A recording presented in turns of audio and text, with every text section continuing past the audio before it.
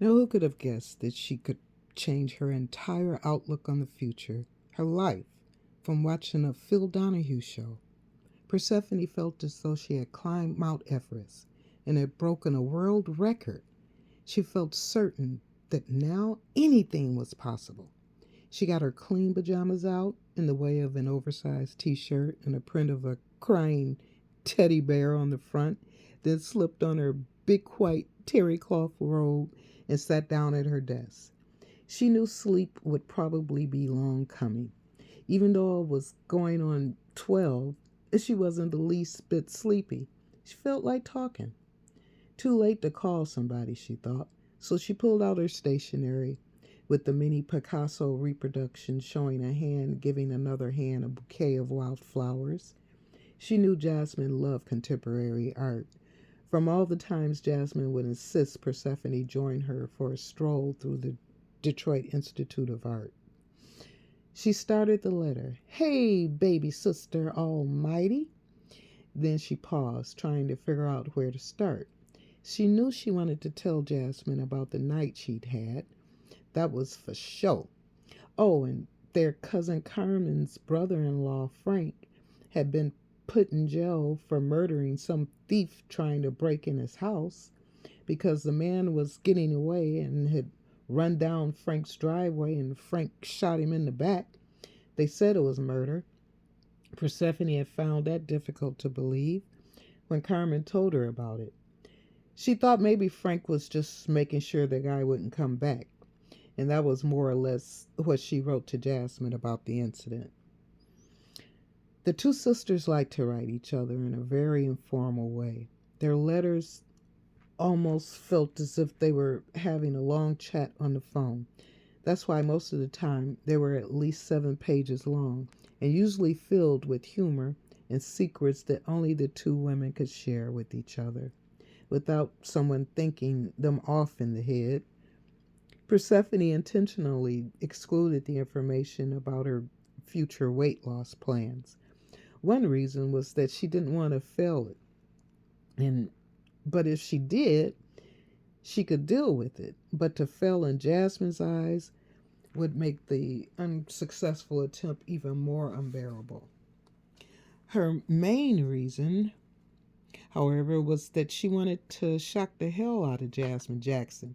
When she stepped off that plane in Germany, she wanted to look like a million and some change.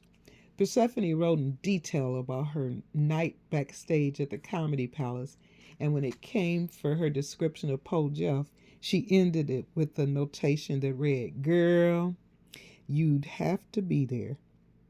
She mentioned Patrick and how he was one of them cool white boys, but she didn't mention his flirting. In retrospect, she thought he probably was just having a little fun with the fat girl, trying to make her feel good. She was a little afraid Jasmine would think Patrick had just felt sorry for her. After a synopsis of Patrick and Mark's routines, Persephone tried her best to write out every word of her own routine, but found it difficult to recall exactly what she had said, which she found strange. After all, it all happened just a few hours before. With the promise to come to Germany within the next 12 months, Persephone closed the letter with, "From your big sister Almighty," and signed it Seth, her nickname amongst family.